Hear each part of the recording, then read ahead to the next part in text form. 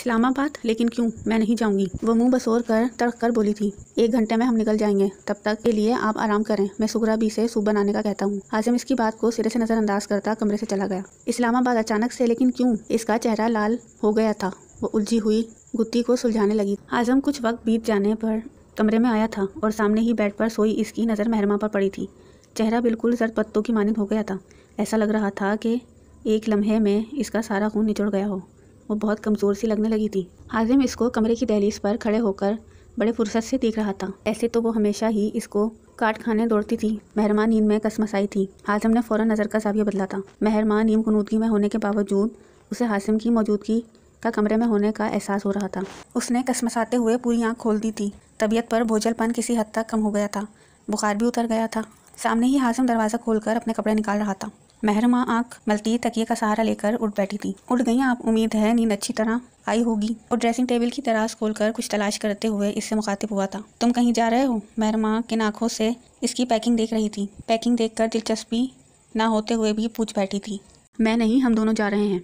वो dressing table से perfumes की शीशी उठाकर बैग में रखते हुए जवाब दिया था। लेकिन क्यों? महरमा सवालिया निगाहों से इसकी जानिब देखी थी। क्योंकि हम यहाँ रहने नहीं आए हैं। बस मैं कभी कभार यहाँ आ जाता हूँ और यहाँ से मेरा ऑफिस भी दूर पड़ता है, जिससे ट्रैवलिंग में मुझे काफ़ी मुश्किल होती है। हाजिम मसरूफ़ होने के साथ साथ इसके सवालों का जवाब दे रहा था। महरमा इसका जवाब सुनकर खामोश हो गई थी। आप जल्द से जल्द फ्रेश हो जाएं, फिर हम निकलते हैं। हाजिम का रुख अब इसकी तरफ था।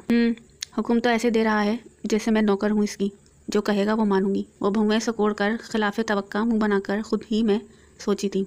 अगर आप तैयार हैं तो चलें। हाजिम को यकीन था कि वो अभी ववेला मचाने का सोच रही है।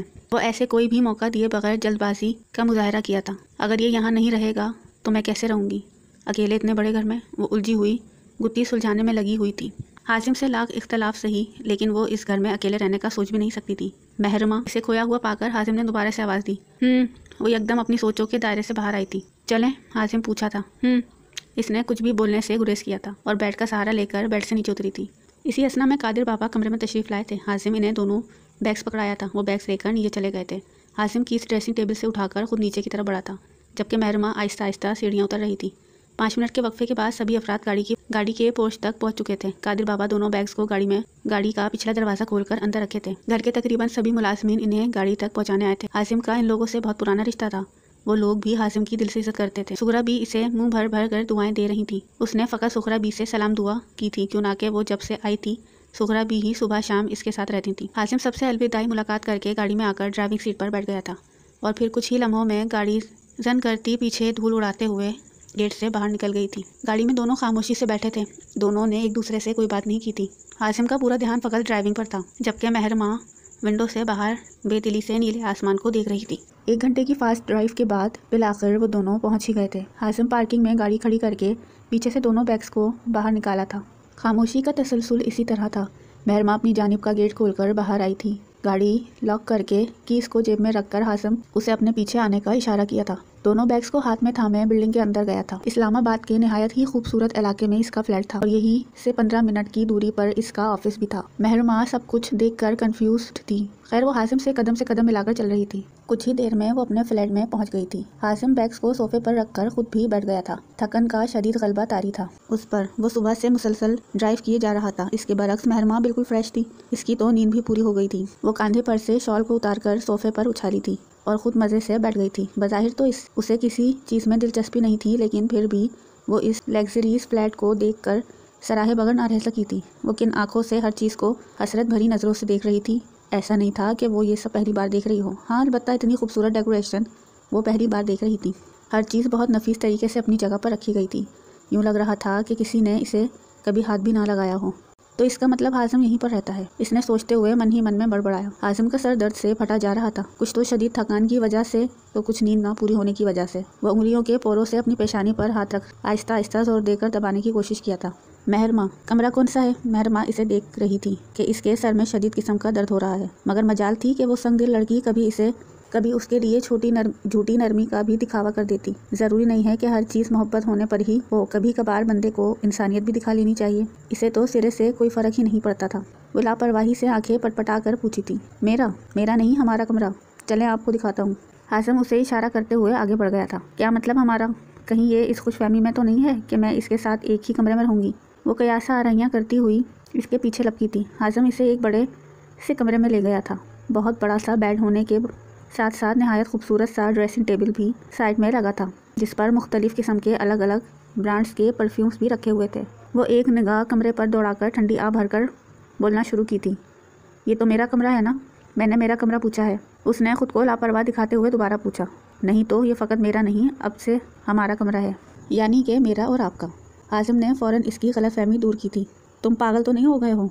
नहीं तो फिर तुमने कैसे सोच लिया कि हम दोनों एक ही बेड पर सोएंगे? वो तशवीशनाक लहजे में बोली। आपको कोई मसला है मेरे साथ सोने में? हाजिम ने इत्मीनान से पूछा। ऑफ कोर्स मसला है, महरमा चिढ़कर बोली। तो आप बाहर सोफ़े पर सो जाइएगा। हाजिम ने आराम से मसले का हल निकाला था। व्हाट? मैं बाहर सोफ़े पर सोऊं? महरमा बेयकीनी से इसे देखी थी। मसला आपको है तो आप ही सोएंगी, और ज़्यादा नहीं, बस कभी कभार 2-3 काली जंगली बिल्लियाँ आती हैं जो सारी रात जिन्हों भूत की शक्ल में आवाज़ें निकालती हैं। और हाँ, इत्तफाकन कुत्ते भी आ जाते हैं जो बाहर भौंकते हैं। हाजिम का वही संजीदा लहजा, लेकिन आंखों में शरारत का अनासर साफ नुमाया हो रहा था, जिसको महरमा देखने से कासिर थी। जंगली बिल्लियाँ, कुत्ते? महरमा को सोच कर ही खौफ आ रहा था।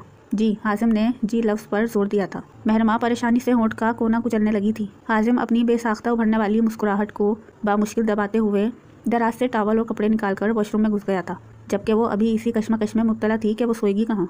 10 मिनट बाद हाजिम शावर लेकर बाहर आया था।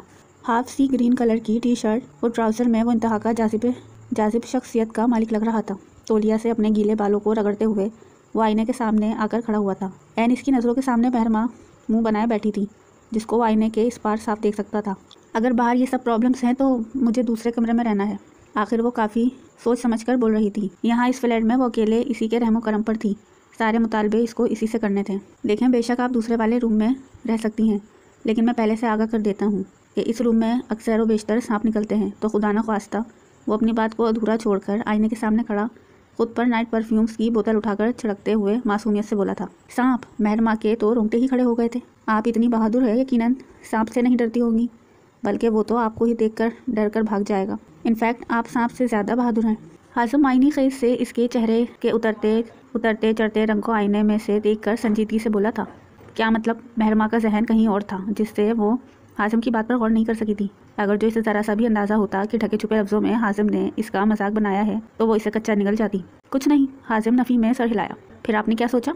हाजिम रुख इसकी जानिब करते हुए इसका आखिरी फैसला जानना चाहा।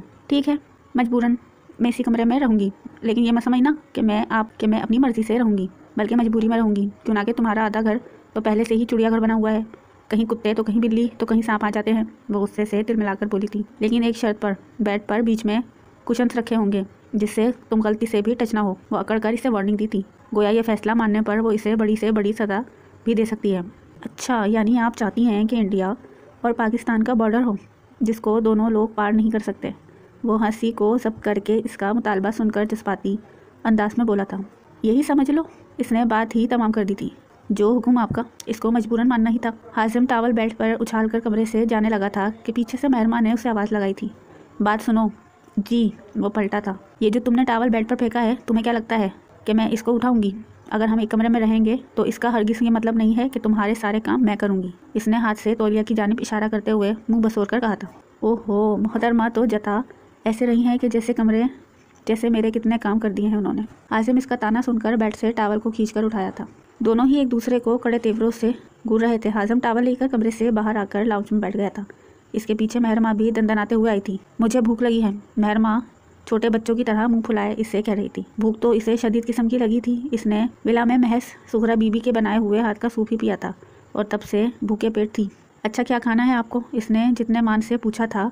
अगर जो महरमा आमिर की जगह कोई दूसरी लड़की होती तो अपनी किस्मत पर वाकई रश करती। हाजिम का सर दर्द से बुरा हाल हो रहा था, मगर मजाल है वो इसके सामने उफ भी करता। बिरयानी, और बाहर से ऑर्डर नहीं करनी है, घर की बनी हुई बिरयानी खानी है।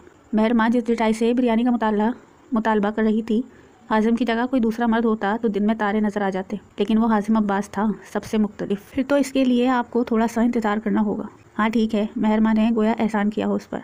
मैं ज़िंदगी का सफ़र निभाता चला गया, हर फिक्र को धुएं में उड़ाता चला गया। बर्बादियों का सोग मनाना फजूल था, बर्बादियों का जश्न मनाता चला गया। जो मिल गया उसी को मुकद्दर समझ लिया, जो खो गया मैं उसको भुलाता चला गया। गम और खुशी में फ़र्क ना महसूस हो, जहाँ मैं दिल को मकाम पे लाता चला गया। हासिम उससे कुछ पल के लिए तकता ही रह गया था। कौन सा सहर था इस नाजुक सी लड़की में जो इसे अपनी ओर खींचने का पूरा हुनर रखती थी।